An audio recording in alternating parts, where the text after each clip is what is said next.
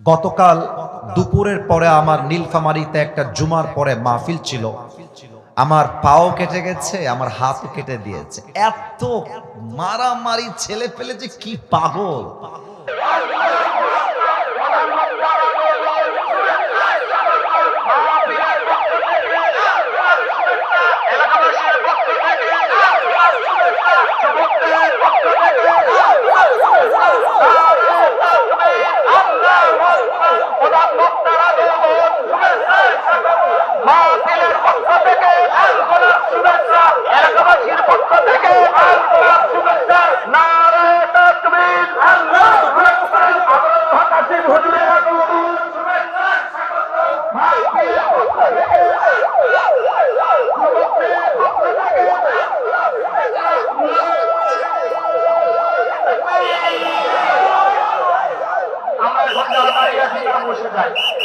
যারা দাঁড়িয়ে আছে তারা বসে যায়।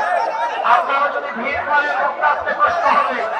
বক্তাকে মঞ্চে আসতে দেন, বক্তাকে মঞ্চে আসতে দেন। সবাই বসে যান, বসে যান, এবার বসে যান, আবার আসতে বসে যান। আল্লাহ সকলকে কবুল করুন, ধরে বলেন আমিন। হ্যাঁ, সবাই বসে যান ভাই, সবাই বসেন, বসেন। এত আহিরের মতো দিকের বেলা লাগবে। বসেন, বসেন, বসেন, বসেন। আই দালালি মাশাআল্লাহ। মুরব্বি, মুরব্বি, মুরব্বি বুঝে নাই, নতুন নতুন, ঠিক না? ঠিক না?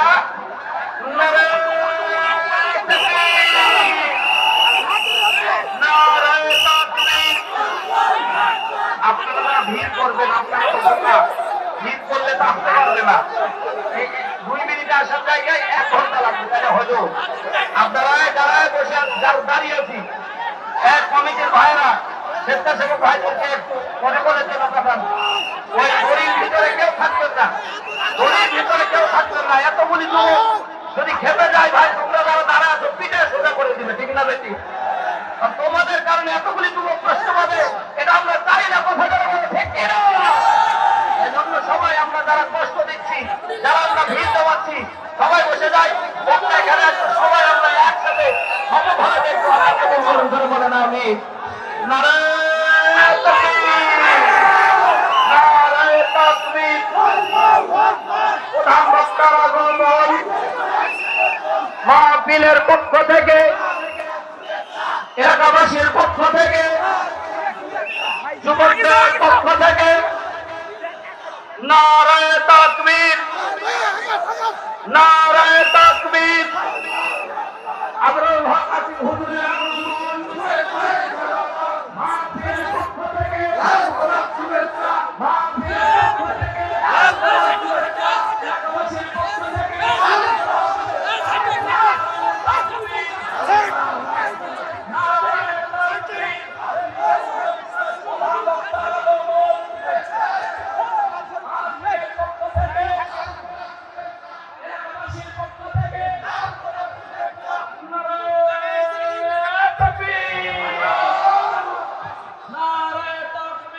গতকাল দুপুরের পরে আমার নীলফামারীতে একটা জুমার পরে মাহফিল ছিল। আমার পাও কেটে গেছে, আমার হাতও কেটে দিয়েছে। এত মারামারি, ছেলে পেলে যে কি পাগল। মানে আজকে এখানে আসতে গিয়ে আমার জীবনের উপর দিয়ে আমাকে আসতে হয়েছে। এই যে হাত কেটে গেছে, এখনো এই চামড়া দিয়ে রক্ত বের হচ্ছে। দুপুরে খেতে গেছি, পুরো হাত জ্বলতেছে। তো আমার কোনো অভিযোগ নেই।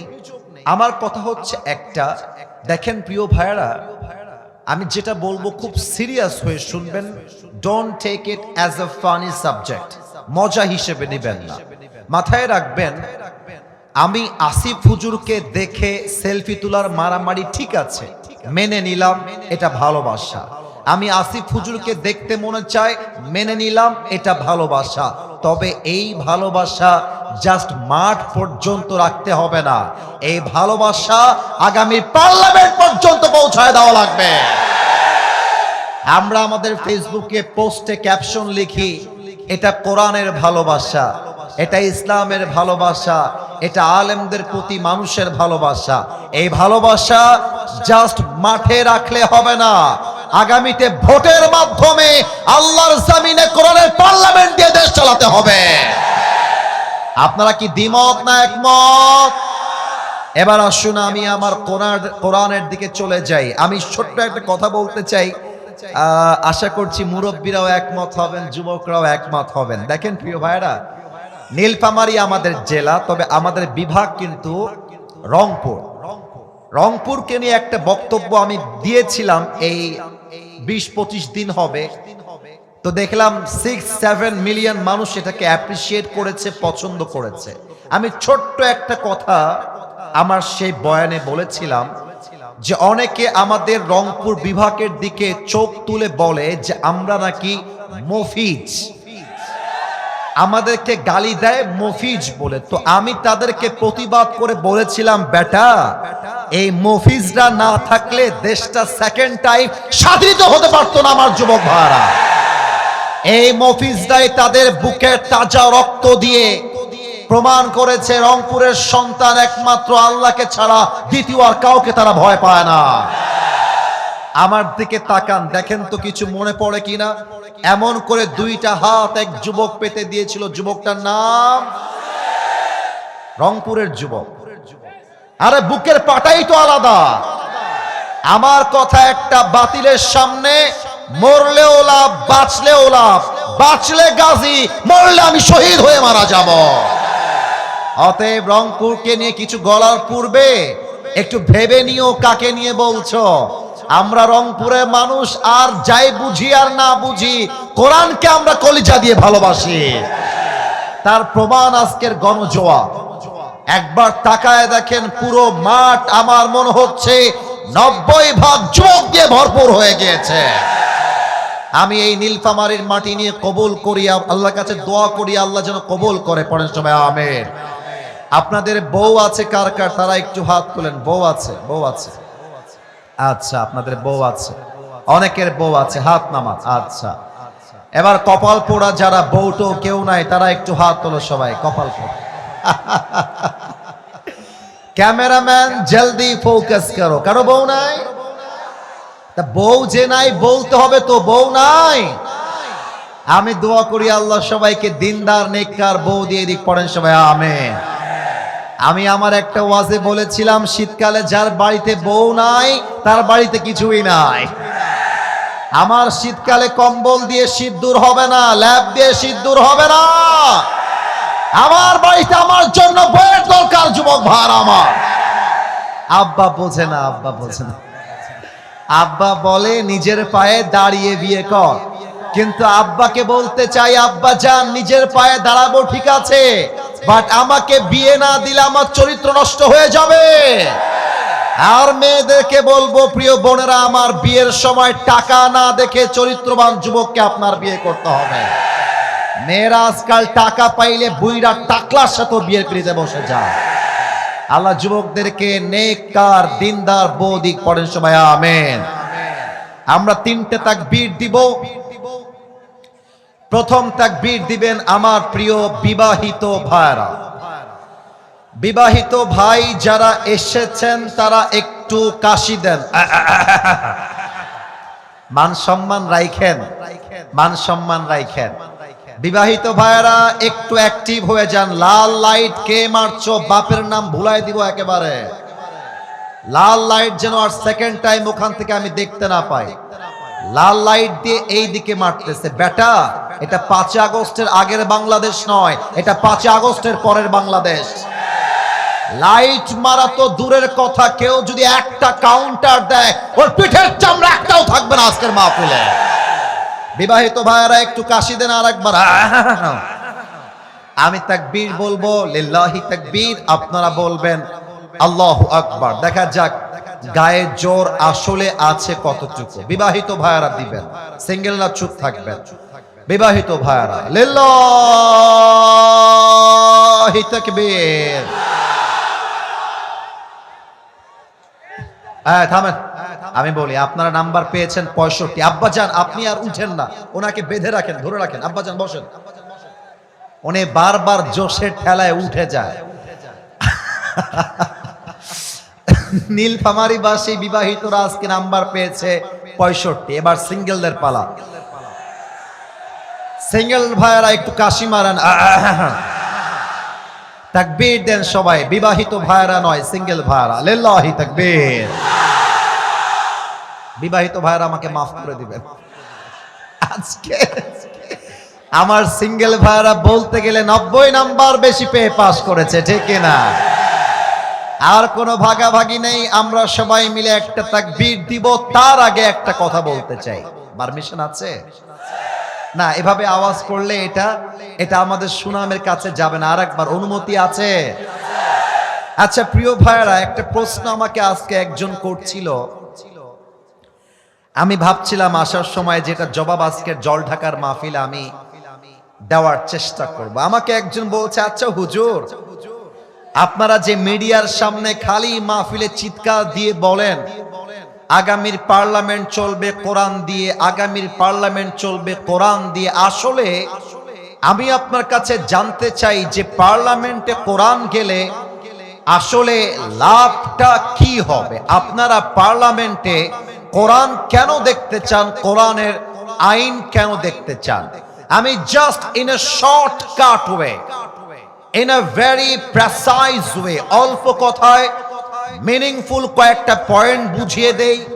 জল ঢাকাবাসী, নীলফামারীবাসী যদি আমার সাথে একমত হন, প্রতিটা কথার জবাব দিবেন বাঘের বাচ্চার মতো হুঙ্কার দিয়ে। কারণ কালকে এটা ফেসবুকে যাবে, ইউটিউবে যাবে। মানুষ যখন আজকের ওয়াজ শুনবে তারা যেন বলতে বাধ্য হয়, নীলফামারীর জল ঢাকায় আমার সামনে যারা বসে আছে একটাও বিড়ালের বাচ্চা নয়, সব সিংহের বাচ্চাগুলো আমার সামনে এরা বসে আছে।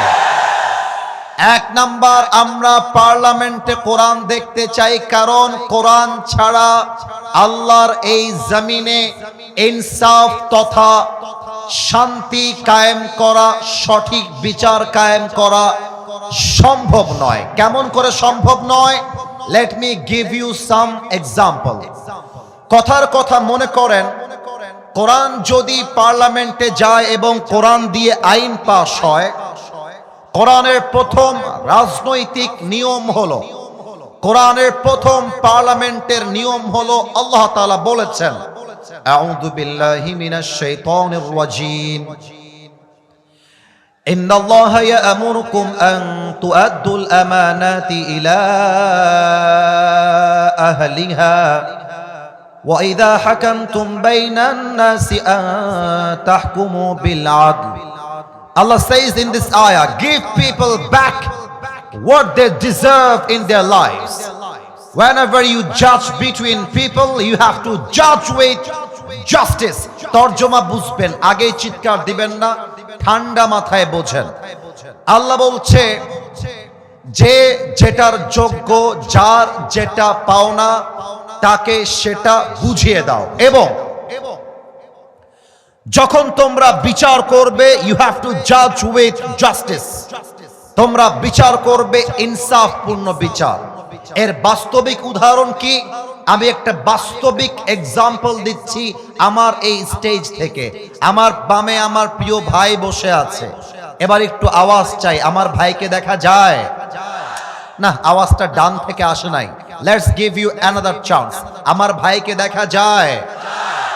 মনে করেন আমার ভাই হচ্ছেন একজন এমপির ছেলে, আর আমি আসিফ হুজুর হলাম একজন ভ্যান চালকের ছেলে কিংবা রিকশাওয়ালার ছেলে।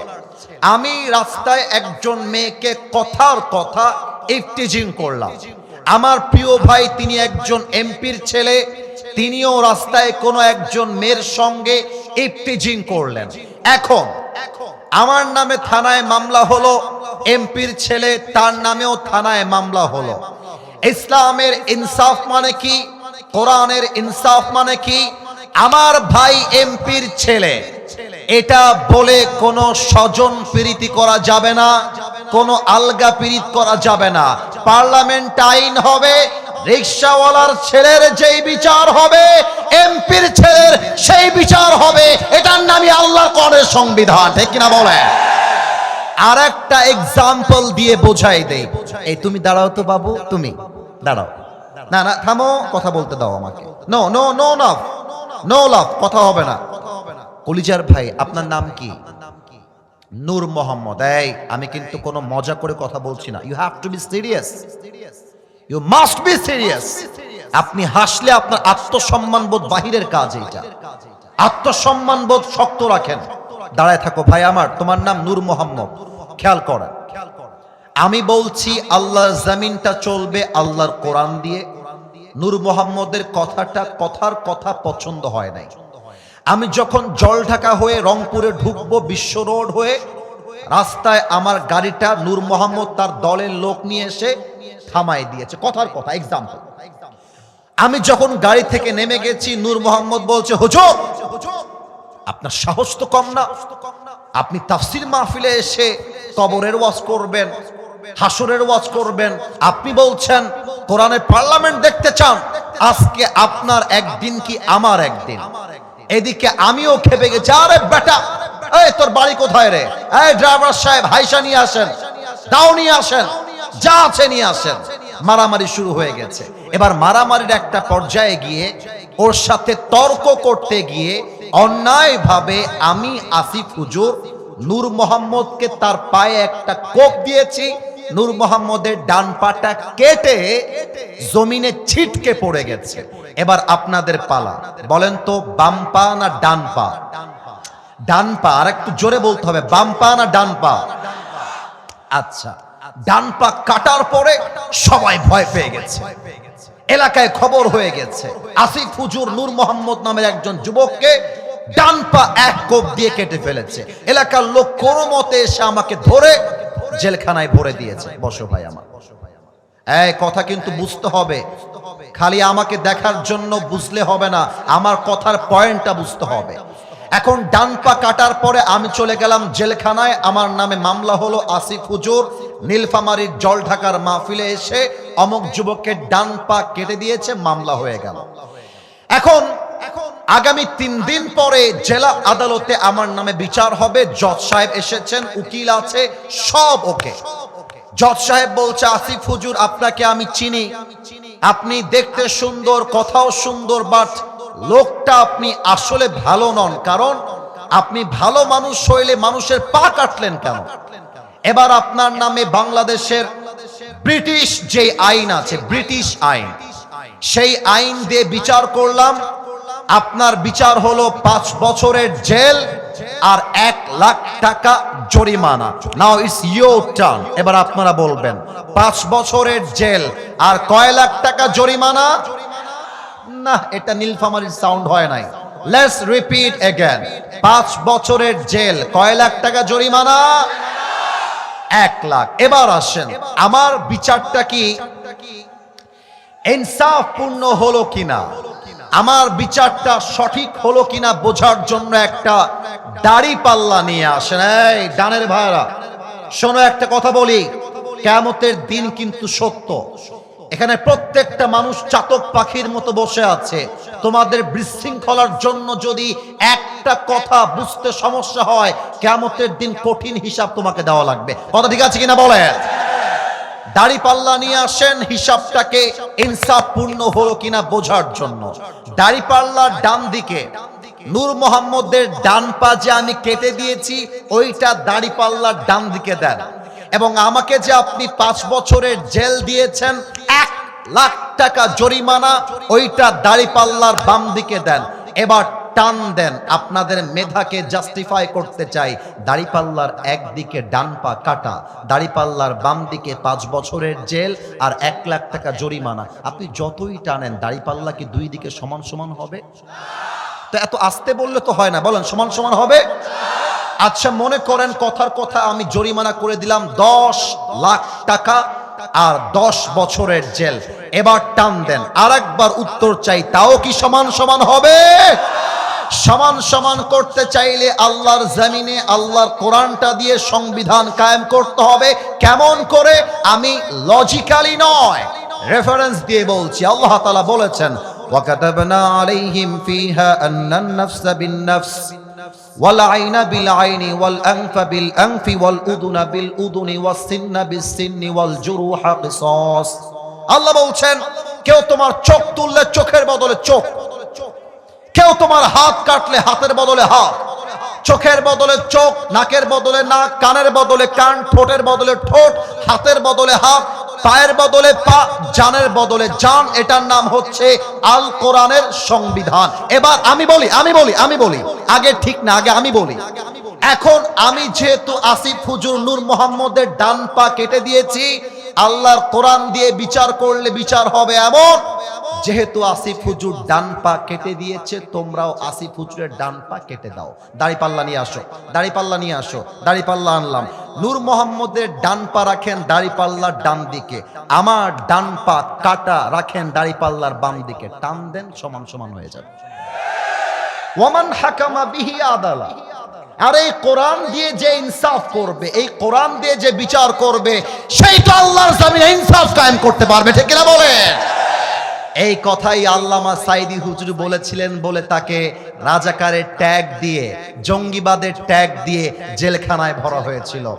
আল্লামা সাইদিকে বলা হয়েছিল, আপনি জাস্ট ইসলামের রাজনীতি ছেড়ে দেন, আপনাকে আমরা রাজকীয় লেভেলে রাখবো। আল্লামা সাইদি বলেছিলেন, আমার জীবন থাকতে আমার জীবন যাবে, বাতিলের সামনে আমি সাইদির মাথা নত হতে পারে না। এক নাম্বার, কোরআন পার্লামেন্টে গেলে ইনসাফ কায়েম হবে। দুই নাম্বার, আর একটা কথা মনে পড়ে গেছে, বলা যাবে না? পারমিশন পাচ্ছি না, বলা যাবে? দুই নাম্বার লাভ হলো, যদি কোরআনটা পার্লামেন্টে যায়, বাংলাদেশে জবাবদিহিতামূলক রাজনীতি করা possible. Let me give you another example. আমি আসিফ হুজুর কথার কথা রংপুর 1 আসনের এমপি হলাম 2026 সালের ফেব্রুয়ারি মাসে নির্বাচিত হওয়ার পরে। আমার কথা হচ্ছে, জবাবদিহিতামূলক রাজনীতি মানে কি এটা বুঝবেন, এটা আল্লাহর কোরআনের সংবিধানের কথা। এর মানে হলো, আমি আসিফ হুজুর পার্লামেন্ট থেকে পাশ হলো প্রায় 100 কোটি টাকা রংপুরের উন্নয়ন করবার জন্য। একটা ব্রিজ করতে কোথায় সিমেন্ট লেগেছে, কোথায় রড লেগেছে, কোথায় যা কি লেগেছে, কতটুকু লেগেছে, প্রত্যেকটার পাই টু পাই হিসাব জনগণের কাছে বুঝায় দেওয়া, এটার নামই জবাবদিহিতামূলক রাজনীতি, ঠিক কিনা বলেন? এমপি সাহেব পায় 100 কোটি টাকা, 50 কোটি সে নিজেই খেয়ে ফেলে, 10 কোটি খায় তার চামচারা। আমরা আগামীর বাংলাদেশ এমন দেখতে চাই না। আমার জন্য যা বরাদ্দ হবে, প্রত্যেকটা এলাকার এমপি মেয়র যারা আছে, 1 টাকার হিসাবও জনগণের কাছে পাই টু পাই বুঝায় দেওয়া লাগবে, ঠিক কিনা বলে? সর্বশেষ কথা বলেই তাকবীর দিয়ে মূল ওয়াজে যাব। পার্লামেন্টে কোরআন গেলে বিয়ের আইনটা চেঞ্জ হয়ে যাবে। কেমন ভাবে বিয়ের এখন আইন আছে, 18 বছরের আগে নাকি কোনো মেয়ে বিয়ে করতে পারবে না। আমার প্রশ্ন, 18 বছর আগে যদি কোনো মেয়ে বিয়ে করতে না পারে, 16 বছরের মেয়ে পার্কে গিয়ে টিকটকে নেচে বেড়ায় কেন? আমার প্রশ্ন, 18 বছরের মেয়ে যদি বিয়ে করতে না পারে, 16 বছরের মেয়ে তার বয়ফ্রেন্ড নিয়ে পালিয়ে যায় কেন? তার মানে বোঝা যায়, আপনারা আল্লাহর জমিনে আল্লাহর কোরআন দিয়ে নয়, আপনারা আমেরিকা পশ্চিমার সভ্যতার আইন পাশ করেছেন। আমার কথা, যদি যুবকদেরকে সঠিক বয়সে বিয়ে দেওয়া যায়, আগামীর দেশ হবে মাদক মুক্ত দেশ, নেশা মুক্ত দেশ, ধর্ষণ মুক্ত দেশ, জেনা মুক্ত দেশ। হাত তুলে বলো সবাই, ঠিক কিনা? এবার সবাই তাকবীর দেন, নারায়ে তাকবীর। আল কোরআনের আলো, আল হাদিসের আলো। আপনারা ভুল করে ফেলেছেন, আপনারা ভুল করে ফেলেছেন। আমি আরেকবার চান্স দিচ্ছি, আমি বলবো আল কোরআনের আলো। আপনারা ঘরে ঘরে জ্বালো তো বহু বলেছেন, এবার বলবেন আল কোরআনের আলো সংসদে জ্বালো, ঠিক কিনা বলেন? এবার আমি তাকবীর দিচ্ছি, দেখা যাক আমার সঙ্গে কারা কারা একমত হয়। লিল্লাহি তাকবীর। আল কোরআনের আলো, আল হাদিসের আলো। কোরআন হাদিস যেখানে, আলেম ওলামা যেখানে, নীলফামারীবাসী যেখানে। প্রিয় ভাইয়ারা আমার, আজ কোরআন থেকে আলোচনার সেন্ট্রাল থিম বা সাবজেক্ট ম্যাটার হলো মৃত্যু এবং মৃত্যুর জন্য প্রস্তুতি। সবার পালা। আমি বলবো প্রথমটা, আপনারা বলবেন দ্বিতীয়টা। আমি বলবো মৃত্যু, আপনারা বলবেন প্রস্তুতি। দেখা যাক আমার যুবক ভাইরা কি বেঁচে আছে না মরে গেছে। কেউ যদি উঠে যায় ওই শালার বিয়ে হবে না। তারপরেও যদি কেউ উঠে যায় ওর লুঙ্গিটা টান দিয়ে ধরে বসায় দেওয়া লাগবে, তবে লুঙ্গি যেন খুলে না যায়। এবার আসেন আমার চোখে চোখ। Everyone look at my face. আজ আলোচনার বিষয় হচ্ছে মৃত্যু এবং মৃত্যুর জন্য প্রস্তুতি। এরা বলেছে, এরা বলতে ভয় পেয়েছে। আরেকবার প্রস্তুতি, বাঘের বাচ্চার মতো বলবেন মিয়া। আরেকবার লাস্ট চান্স দিচ্ছি। আজ আলোচনার বিষয় হলো মৃত্যু এবং মৃত্যুর জন্য। মৃত্যু এবং মৃত্যুর জন্য। আচ্ছা, প্রথম কথা কোরআন থেকে বলতে চাই। সূরাত আলে ইমরানের 185 নম্বর আয়াত। আল্লাহ তাআলা বলছেন, কুল্লু নাফসিন যায়িকাতুল মাউত। Everybody has to take the test of death.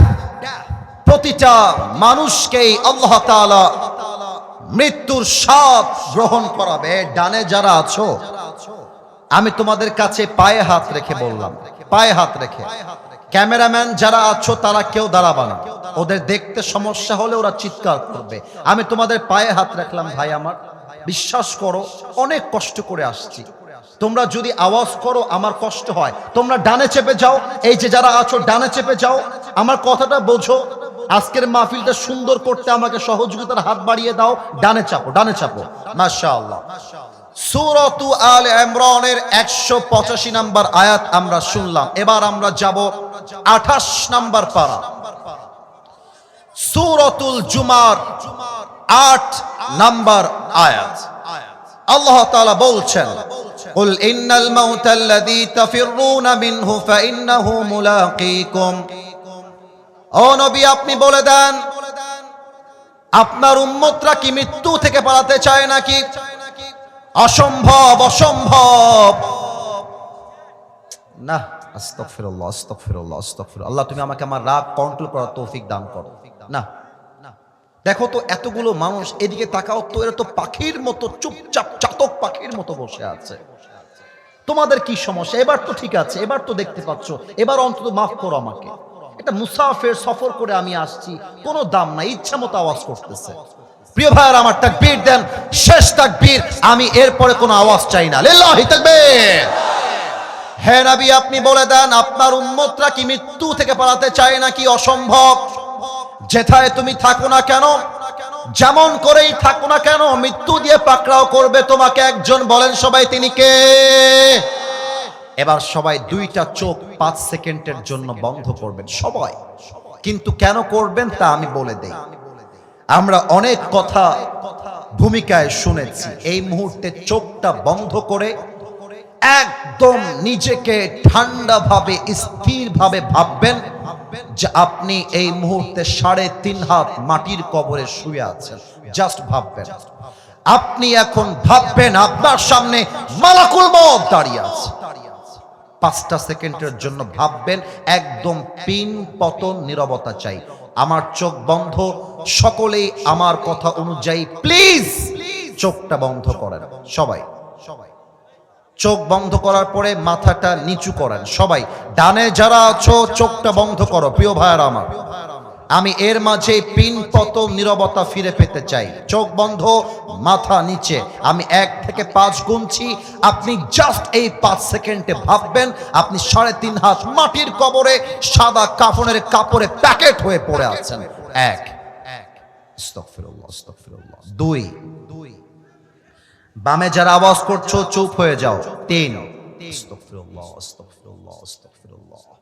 4, সর্বশেষ আমি গুনছি, আর কোনো আওয়াজ চাই না, সবার কাছে মাফ চাই, কেউ আওয়াজ করবেন না। 5, চোখ খোলেন, সোজা মাথা উঁচু করে আমার দিকে তাকান। জল ঢাকার এই মাহফিলে যারা এখন এই মুহূর্তে আমার সামনে বসে আছেন, দাঁড়িয়ে আছেন,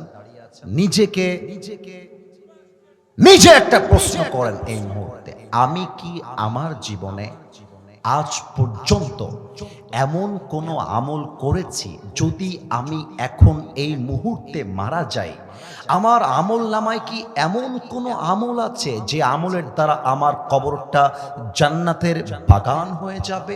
যদি if the answer is yes, যদি মন বলে হ্যাঁ আমি তো এমন অনেক আমল করেছি যার দ্বারা আমার কবরটা জান্নাতের বাগান হয়ে যাবে, তবে আজকে আসিফ হুজুরের ওয়াজটা আপনার জন্য নয়। কিন্তু যদি আপনার মন বলে না, আমি তো আমার জীবনে এমন কোন আমল করি নাই যে আমলের দ্বারা আমার মৃত্যুর পরে সঙ্গে সঙ্গে জান্নাতের ফয়সালা হয়ে যাবে, তবে আমার কাছে আপনার প্রশ্ন এবং আপনাদের সকলের কাছে আমার প্রশ্ন, আপনি এখনো দাড়ি কাটেন কেন? আপনি এখনো সুদ খান কেন? আব্বাজান আপনি চায়ের দোকানে বসে বসে বিড়ি টানেন কেন? ও আমার প্রিয় বোন, তুমি তোমার বোরকা টাইট ফিটিং পরো কেন? ও আমার বোন, তুমি টিকটকে গিয়ে নেচে বেড়াও কেন? বড় সবাই প্রশ্ন ঠিক আছে কিনা আমার? এবার আসেন, আমরা একটা কথা বলে ফেলছি, অনেকে মাইন্ড করবেন তাও বলছি। অনেকে এখানে বসে আছেন, আমি যদি এই নেমে যাই স্টেজ থেকে, গিয়ে পকেটটা চেক করে মোবাইল ফোনটা বের করি পকেট থেকে, রাগ করবেন না যুবক ভাইরা, আমি আপনাদেরকে অনেক ভালোবাসি আল্লাহর জন্য, আমি আপনাদের কল্যাণের জন্য বলছি। আমি অনেক ফোন চেক করলে দেখা যাবে অনেকের ফোনে এখন অনেক উলঙ্গ মেয়ের ভিডিও রাখা আছে। আমি যদি আসছে তো এখানে তো অনেক লোক, এখানে কিভাবে জায়গা দিবে বলেন? আপনারা প্রোটোকল দিয়ে ওনাকে নিয়ে আসেন। আমার মনে হয় অনেকের পকেট চেক করলে এখন ডালবি বিড়ির প্যাকেট খুঁজে পাওয়া যাবে। আমার তো মনে হয় এখন যদি অনেক যুবকের মোবাইল ফোনটা চেক করা হয়, আমার মনে হয় তার যুবক, এমন এক যুবক এখানে বসে আছে যে যুবকটা এই মাহফিল থেকেই তার গার্লফ্রেন্ডকে মেসেজের রিপ্লাই মেসেঞ্জারে করেছে, ঠিক কিনা বলে? এবার আমার দুইটা আঙ্গুলের দিকে তাকান, আমার দুইটা আঙ্গুল দেখেন। আল্লাহ রাব্বুল আলামিন মৃত্যুকে দুইটি ভাগে ভাগ করেছেন। আমাদের এমপি পদপ্রার্থী আমাদের স্যার এসে গেছেন, এটা তাকবীর দেই স্যারকে ভালোবেসে, লিল্লাহি তাকবীর। স্যার বসেন, আল্লাহ যেন স্যারকে নেক হায়াত দান করে, পড়েন সবাই আমিন। আমাদের আর কেউ আসার বাকি নেই, এবার কাউকে আমরা আসতেও দিব না, কাউকে আমরা যেতেও দিব না, ঠিক কিনা বলেন? মৃত্যুকে আল্লাহ রাব্বুল আলামিন দুইটা ভাগে ভাগ করেছেন। এক নাম্বার নামাজি বান্দার মরণ, আর এক নাম্বার হচ্ছে বেনামাজি বান্দার মরণ। নামাজি বান্দার সামনে যখন মালাকুল মওত আসবে, তার দেহের জামাটা হবে সাদা ধবধবে জুব্বা। আমি কিন্তু এই মুহূর্তে হাদিসগুলো বলতে গিয়ে একটু প্র্যাকটিক্যালি বোঝাবার জন্য অভিনয় করব, তাই আমাকে দেখা কেউ মিস করবেন না, কেউ ফোনের দিকে নয়, আমার দিকে তাকান। মালাকুল মওতের পুরো চেহারাটা হবে ধবধবে সাদা এবং দেখতে হবে তাগড়া, just like a very young man, তাগড়া যুবকের মতো। মালাকুল মওত পা থাকবে জমিনে, মাথাটা এত উঁচু হবে, দেখলে মনে হবে একজন সুদর্শন যুবক আমার সামনে দাঁড়িয়ে আছে। এটা হচ্ছে নামাজি বান্দার বেলায়। ডাক দিয়ে বলবে, ইয়া আইয়াতুহান নাফসুল মুতমাইন্না উখরুজি ইলা মাগফিরাতিল্লাহি ওয়া রিজওয়ানিহি। এই নামাজি বান্দা, বের হয়ে আস। নামাজি বান্দা বলবে, বের হব মানে? আইনাল খুরুজ, জানা है तो कहां जाना है, मेरा आखिरी ठिकाना कहां पर है मुझे बताओ। আরে যাব কোথায়? এবার একটা হাদিসের অংশ বলবো, সুবহানাল্লাহ, যেন কারো মুখ থেকে আস্তে বের না হয়, আগে তরজমাটা করে দেই। ইলা মাগফিরাতিল্লাহি ওয়া রিজওয়ানিহি। এই নামাজি বান্দা, আসো আসো আসো, আরে আল্লাহর জান্নাত তো তোমার অপেক্ষায় বসে আছে। সুবহানাল্লাহ কইতে পারলেন না মিয়া? এবার একটু আমার হাতের দিকে তাকান তো, এইটা তো টিস্যু, সবাই জানেন, এটা সবাই জানেন, কিন্তু যারা দাঁড়িয়ে আছেন একটু চোখ দিবেন, আর বসে থাকা ভাইয়ারা একটু মনোযোগ দিবেন, একটু উত্তর দেন তো, এই টিস্যু কি গোল না চারকোনা? তো সঠিক উত্তর দিতে ভয় কিসের, গোল না চারকোনা? এবার আমার ডান হাতটা খুব খেয়াল করবেন। কাফাম মিন আকফানিল জান্নাহ ওয়া হানুত মিন হানুত। আমি এই হাদিসগুলো বললেন আমার কলিজা কাঁপে, আমার গায়ের পশম সবসময় দাঁড়িয়ে যায় যখনই বলি। এই একটা লাল রেশমি রুমালের চাদর আল্লাহ তাআলা জান্নাত থেকে দুনিয়াতে পাঠাবে শুধুমাত্র নামাজি বান্দার রূহকে কবজ করে জান্নাত পর্যন্ত নেওয়ার জন্য। সুবহানাল্লাহ। উফ, রূহ যখন বের হবে মালাকুল মউত ডান হাতটা দিয়ে রূহটাকে রাখবে, প্যাকেট করবে, ইল্লিয়িন তথা নামাজি বান্দার রূহকে নিয়ে জান্নাতের ঠিকানায় পৌঁছায় দিবে। সুবহানাল্লাহ। এবার আসেন বেনামাজি মৃত্যু কেমন হবে। এখানে অনেকে বসে আছে যারা ফজর, জোহর, আসর, মাগরিব, এশা একটা ওয়াক্ত নামাজ পড়ে নাই। বাংলাদেশের একজন বড় সেলিব্রিটি, নাম বললে এমন কেউ নেই যে এখানে চিনবে না, নামটা আমি বলবো না, বলবো না কেন, এটা সিস্টেম না। আমি জাস্ট ইশারা ইঙ্গিতে বলছি যে আমার মেন উদ্দেশ্য কি। আমাকে একদিন ফোন দিয়ে বলল, হুজুর 4টা বছর হয়ে গেছে, তার ফেসবুকে কমপক্ষে 6 থেকে 7 মিলিয়ন ফলোয়ার্স আছে। সে বলছে আমি বিগত 4 বছরে 5 ওয়াক্ত নামাজ তো দূরের কথা, ঈদের নামাজও পড়ি নাই, আমি জুমার নামাজটাও পড়ি নাই। আমি শোনেন, আমি কারো গীবত করছি না, আমার কথাটা একটু বোঝেন। আমি যখন এই কথা শুনলাম না, আমার নিজের চোখেই পানি চলে আসছে। আল্লাহু আকবার। মানুষ যদি অন্ধকারে ডুবে থাকে, মানুষ কি এতই অন্ধকারে থাকতে পারে যে জুমার নামাজটাও পড়তে চায় না, ঈদের নামাজটাও নাকি পড়ে নাই? কাঁদতেছে আমার সামনে, ভিডিও কলে কাঁদতেছে আমার সাথে। বেনামাজির সামনে যখন মালাকুল মউত আসবে, তার গায়ের চামড়া রং হবে নীলাভ বর্ণের চামড়া, এই দুইটা চোখ হবে টকটকে লাল, পা থাকবে জমিনে, মাথা থাকবে আকাশ বরাবর, বিশাল লম্বা মাথা, আর দেহের পোশাক হবে কালো কুচ্ছি। বেনামাজি যখন মালাকুল মউতকে দেখবে, হাদিসে আসছে বেনামাজি থর থর থর থর করে কাঁপবে, থর থর করে। আর বেনামাজির দিকে মালাকুল মউত চিৎকার দিয়ে বলবে, ইয়া আইয়াতুহান নাফসুল খাবিসা উখরুজি ইলা গাযাবিল্লাহ, হে বেনামাজি বের হয়ে আয়।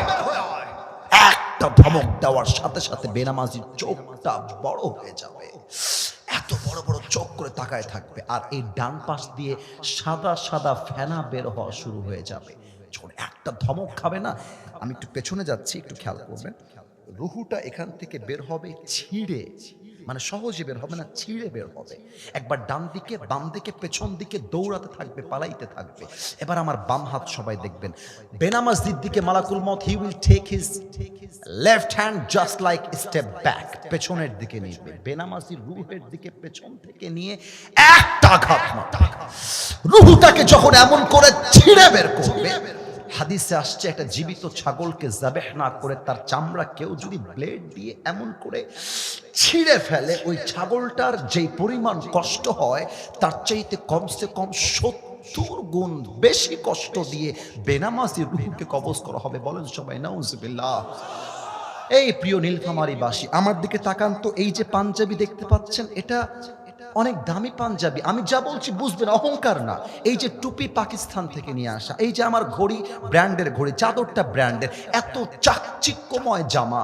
আমি আজকে বসে বসে ভাবছিলাম, কিরে বাবা, এত দামি জামা, এত দামি পোশাক, এত দামি চাদর, এত দামি ঘড়ি, এত দামি টুপি, জাস্ট একটা ট্রাক এসে আমাকে ধাক্কা মারবে, রুহটা বের হয়ে যাবে, দামি জামা সব খুলে, চাকচিক্যময় পোশাক সব খুলে আমাকে 3.5 হাত মাটির নিচে সাদা কাফনের কাপড়ে প্যাকেট করা হবে। এটার নামই তো দুনিয়ার জীবন, ঠিক কিনা বলে? রূপেরই গৌরবে সাজিয়াছো সাজ, সোনা দানা কত কি আর রাজকী পোশাক, যেদিন প্রাণ চলে যাবে সবই পড়ে রবে, প্রাণ চলে যাবে সবই পড়ে রবে, গায়ে দেবে মার কিনো থন রে মোনামার, কেন বাঁধো দালান ঘর। একটু গান তো আমার সাথে, মৃত্যুকে স্মরণ করে গান। একদিন মাটির ভেতরে রে মোনামার, কেন বাঁধো দালান ঘর। একটু গান না। একদিন মাটির ভেতরে হবে ঘর রে মোনা আমার, কেন বাঁধো দালান ঘর। ঠিক কিনা বলে? দেহ তোমার চর্ম চর গলে পচে যাবে, শিরার উপর শিরাগুলি ছিন্ন ভিন্ন হবে, মন্ডু মেরু দণ্ড সবই হবে খণ্ড খণ্ড, মন্ডু মেরু দণ্ড সবই হবে খণ্ড খণ্ড, পড়ে রবে মাটির উপরে। মন আমার কেন বাঁধো দালান ঘর, একসাথে একদিন মাটির ভেতরে রে। মন আমার কেন বাঁধো দালান ঘর, ঠিক কিনা বলে? প্রিয় ভাইরা আমার কাছে একটা স্লিপ এসেছে। স্লিপটা কোনো নেগেটিভ স্লিপ নয়, বাট এক দিক থেকে সেটা নেগেটিভ। নেগেটিভটা কেন আমি বলছি, কারণ আমি একজন পুরো দেশ সফর করা মানুষ। এমন কোন বিভাগ, এমন কোন জেলা নেই যেই জেলায় আমি অধম যাই নাই। আমাদের স্যার এসেছেন, স্যার এখন কথা বলতে চান। এই থামো থামো, এখন আওয়াজ আসছে না?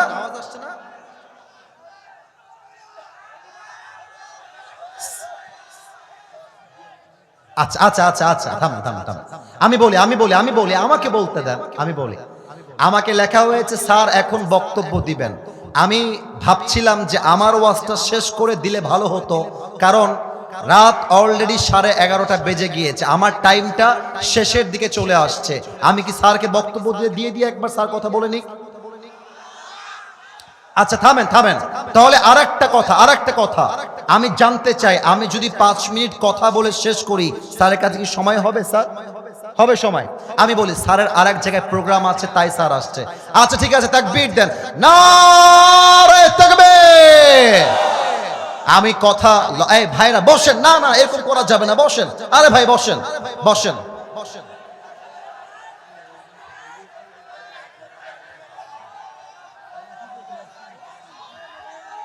মোবাইল লাইট জ্বালাইছে কে? থামেন থামেন থামেন থামেন থামেন, ঠিক হয়ে যাবে ঠিক হয়ে যাবে। কে কে কে দাঁড়ায় আছে কেন ভাই? আমার সাইড হন। কি বলছেন আপনার দাবিটা কি? কেউ বলবেন একজন? লাইট জ্বালিয়ে, না না না লাইটটা বন্ধ করে দেন। আচ্ছা বুঝে গেছি। আরে বাবা এত চিৎকারের কি আছে? আমরা নীলফামারীর সন্তান, আমরা ভদ্র ঘরের সন্তান, ঠিক কিনা বলে? আরে বাবা আপনারা কথা বলতে দিবেন না? ওকে, যা বলবেন তাই হবে। আরে জনগণের কথার উপরে কোনো কথা হবে এরকম বাপের বেড়া জন্মগ্রহণ করে নাই যুবক ভাইরা আমার। আপনারা যদি বলেন যে আসিফ হুজুরের ওয়াজ 1 ঘন্টা হয়ে গেছে শুনবো না, আমার তো বলার কিছু নেই, কিন্তু আপনার দাবিটা ভিন্ন বিষয়ে ছিল। আমি মাফ চাচ্ছি। আর 5টা মিনিট কথা বলবো, তারপরে স্যার কথা বলবে। দোয়া করে একসাথে বাসায় যাব। এশার নামাজটা যেমন আমরা পড়েছি, ফজরটাও আমরা জামাতে পড়তে চাই, ঠিক কিনা বলেন? এবার শেষ কথা বলেই শেষ করছি। তবে যে প্রশ্ন করব উত্তরটা অনেকে ভুল দিবেন, তাই একটু ঠান্ডা মাথায়, যে যুবক ভাইরা আমার দিকে, একটু ঠান্ডা মাথায় উত্তর দাও। লাশ যখন কবরে দাফন করা হবে, বলতো 2 ফেরেশতা এসে প্রথমে কয়টা প্রশ্ন করবে? না, 4টা। কে বলেছো? হাত তুলো। 4টা কে বলেছো? That is the right answer. Sit down. মোট প্রশ্ন হবে 4টা। আমি বলছি প্রশ্ন, আপনারা উত্তর দিবেন। মার রব্বুক, বলেন তো নীলফামারীবাসী আমাদের রব কে? আল্লাহু আকবার। আল্লাহর নামে এত জোরে, আসতে নয় আরো জোরে বলেন সবাই, আমাদের রব কে? আল্লাহ আমার রব। এত আসতে কেন? আরেকবার, আল্লাহ আমার রব। দমে দমে তনু মনে তারি অনুভব, তোমার দুনিয়াতে আমি যেদিকে তাকাই, অথই নেয়ামতে ডুবে আছি সবাই। পাখ পাখালির কণ্ঠে সে নাম্বার প্রশ্ন, আতারিফু হাদার রাজুল, do you know this person, who is he? তুমি কি জানো এই ব্যক্তির নাম কি? সবাই বলতে পারবে না। আচ্ছা আমার মুখে এটার নাম কি? ধরে ফেলেছে। আরেকবার, এইটা যে দাড়ি আমি রেখেছি, আমাকে দেখে কি আনস্মার্ট লাগতেছে? আরো জোরে, খ্যাত লাগতেছে? কিছু মেয়ে দেখবা নবীর সুন্নাহের দাড়ি রাখলে গায়ের মধ্যে ওদের চুলকানি শুরু হয়ে যায়, জ্বালা পড়া শুরু হয়ে যায়। আমি আমার ওয়াজে গতকাল বলেছিলাম, নীলফামারীর মাটিতে যেই মেয়ের দাড়িওয়ালা পছন্দ নয়, তার জন্য বিটিএস এর হিজরা ছাড়া সেকেন্ড কোনো অপশন আমাদের কাছে নয়। আরে যেই মেয়ে আমাকে দাড়ির জন্য বিয়ে করতে চায় না, সে তো আমার বাড়ির বউ হওয়ার যোগ্যতাই রাখে না। আর যেই মেয়ে আমাকে দাড়ির জন্য বিয়ে করতে চায়, সেই তো আমার বাড়ির বউ হওয়ার যোগ্যতা রাখে, ঠিক কিনা বলো? অতএব একটা কথা বুঝাই দিয়ে যাই, আবার কবে দেখা হবে জানি না, অল্প সময় আমার কাছে আছে, একটু বুঝাই দিয়ে যাই। আপনার কালকে নীলফামারীর কলেজে পরীক্ষা আছে, কথার কথা এক্সাম্পল দিচ্ছি। আপনি বই বের করেছেন, প্রশ্ন পড়ছেন বাংলাদেশের রাজধানীর নাম কি? ঢাকা। ঢাকা ঢাকা ঢাকা, প্রশ্ন উত্তর মুখস্থ। বাংলাদেশের সবচাইতে বড় সমুদ্র সৈকত কোথায়? কোথায় কোথায়? কক্সবাজার কক্সবাজার কক্সবাজার। মুখস্থ করে ঠুটস্থ করে কলেজে গিয়েছেন এক্সাম দেওয়ার জন্য। কোয়েশ্চেন পেপার চলে আসছে, পেপারটা হাতে পেয়ে দেখছেন ইয়ার জো मैंने पढ़ के आया हुआ है वही आ गया है। মানে আমি যা পড়ে এসেছিলাম তাই চলে এসেছে। এখন আপনি খুশি মনে ওই যে মুখস্থ, এই মজার জন্য বলি নাই, মেসেজটা বুঝে নেন। আপনি ব্রেন দিয়ে পড়েছেন বাংলাদেশের রাজধানীর নাম ক ঢাকা, খ বাংলাদেশের সবচেয়ে বড় সমুদ্র সৈকত কোথায়? উত্তর কক্সবাজার। ব্রেন দিয়ে উত্তর দিলেন, বাট কবরের প্রশ্নগুলো এমন হবে না আজীবন মুখস্থ করবেন মার রব্বুক আল্লাহ আল্লাহ আল্লাহ, কিন্তু কবরে যাওয়ার পরে ব্রেন দিয়ে কাজ হবে না। দুনিয়ার প্রশ্ন উত্তর হয় ব্রেন দিয়ে, আর কবরে প্রশ্ন উত্তর হয় ঈমান, আমল এবং চরিত্র দিয়ে। অতএব যারা মাঝে মাঝে বাউলদের পক্ষ নিয়ে কথা বলে যে বলতেই পারে, হতেই পারে, মারতে হবে কেন, এই হবে কেন, সেই হবে কেন। আমার কথা কি জানেন ভাই, আমি কোনো বিএনপির কথা বলছি না, আমি কোনো জামাতের কথা বলছি না, আমি কোনো চরমনারের কথা বলছি না। I am talking about on this matter just as a citizen of Bangladesh. আমি এই দেশের নাগরিক হয়ে বলছি, আমার সামনে আমার আল্লাহকে নিয়ে কেউ কটূক্তি করবে, আর ওই বেটা আমার সামনে থেকে মায়ের না খেয়ে ফেরত যাবে, এটা কষ্টের গেলেও সম্ভব হতে পারে না। আমার বাপকে গালি দাও আমি বরদাস্ত করব, মাকে দাও বরদাস্ত করব, বউকে দাও বরদাস্ত করব, সন্তানকে দাও সহ্য করব, বাট আমার আল্লাহর শানে, নবীর শানে একটা কথা বললে তোর জিহ্বা টান দিয়ে আমি ছেড়ে ফেলবো। আমি এখানে বিএনপি বুঝি না, আমি জামাত বুঝি না। আল্লাহর সাবজেক্ট আসলে সবাইকে ঐক্যবদ্ধ হয়ে প্রতিবাদের ঝড় তুলতে হবে, ঠিক কিনা বলেন? অতএব নবী আমার কে? আমরা বলবো মুহাম্মাদুর রাসূলুল্লাহ সাল্লাল্লাহু আলাইহি ওয়াসাল্লাম। আর একটা প্রশ্ন তারপরে বলেই শেষ হয়ে যাবে, একটু গৌরব করে বলেন তো আমাদের ধর্মের নাম। আওয়াজটা ডানে আসে না, আরেকবার আমাদের ধর্মের নাম। আমাদের ধর্মের নাম ইসলাম যদি বলতে চান, কোরআনটা জাস্ট মসজিদ নয়, আগেই বলেছিলাম পার্লামেন্ট পর্যন্ত যাওয়া লাগবে। অনেকে আমরা যখন বলি আল্লাহর জমিনে আল্লাহর কোরআন দিয়ে আইন কায়েম করতে হবে, আমাদেরকে বলা হয় মৌলবাদ। আল্লামা সাইদি বলে গিয়েছিলেন মৌলবাদ বললে আমরা রাগ করি না, মৌল আসছে মূল থেকে। মূল মানে কোরআন, মূল মানে হাদিস, মূল মানে আল্লাহ তাআলা, মূল মানে হিজ লাস্ট মেসেঞ্জার মুহাম্মদ সাল্লাল্লাহু আলাইহি ওয়াসাল্লাম। তো যারা মৌলবাদী বলে গালি দাও, আমরা হলাম মূলবাদী। আমরা থাকি গাছের গোড়ায়, তোমরা থাকো গাছের আগায়। এবার সবার জবাব চাই, গাছের আগায় শক্তি বেশি না গোড়ায়? আরো জোরে, আগায় না গোড়ায়? অতএব আগায় আছো, চুপচাপ থাকো। বেশি বাড়াবাড়ি করলে 16 কোটি মানুষ মিলে একটা ঝাঁকুনি মারবে, মামুর বাড়ি দিল্লি গিয়ে পড়বা, দিল্লি গিয়ে তারা পড়েছে, ঠিক কিনা বলে? এবার শেষ কথা বলেই দোয়ার দিকে যাব স্যারের পরে। 4 নাম্বার প্রশ্ন, ওয়ামা ইলমুক, what is the source of your knowledge?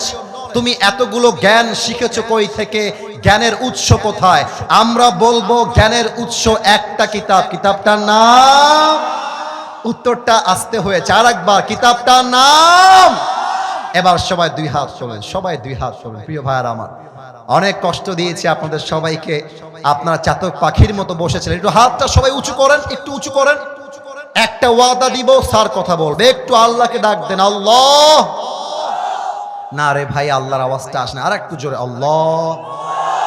আচ্ছা, গলাটা একটু কাশি দিয়ে ঠিক করেন।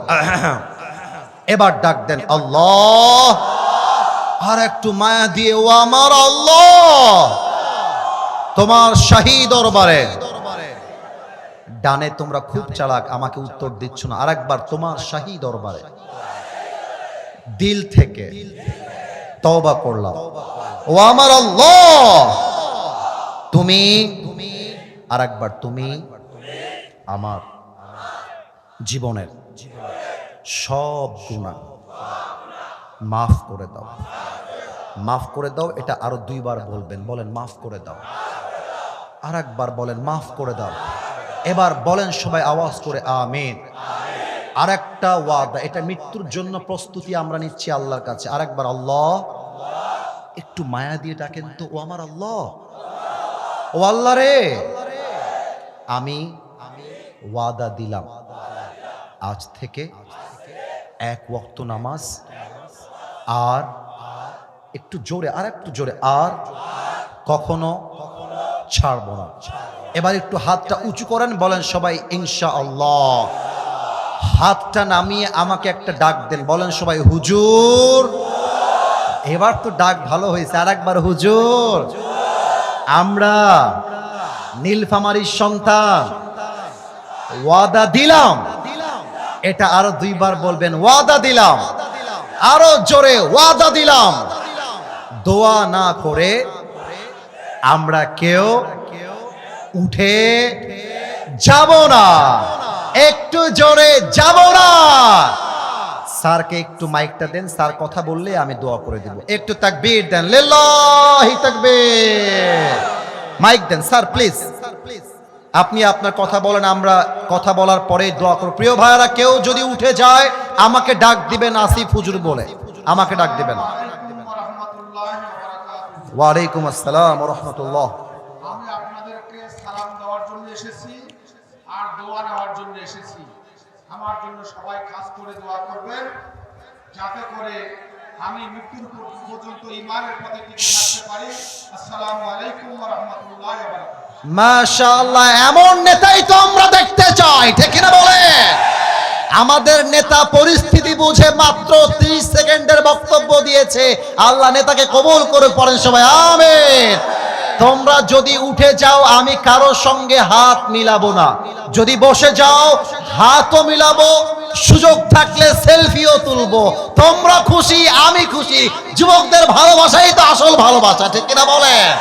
মেহেরবানি করে কেউ দোয়ার সময় উঠে গিয়ে পরিবেশটা খারাপ করতে যায়, ছেলে তোর বিয়ে হবে না, বস বেটা, বস, বসো ওখানে। আমরা দোয়ার দিকে যাচ্ছি। আলহামদুলিল্লাহি রাব্বিল আলামিন, ওয়াসসালাতু ওয়াসসালামু আলা সাইয়্যিদিল আমবিয়াই ওয়াল মুরসালিন ওয়া আলা আলিহি ওয়া আসহাবিহি আজমাইন।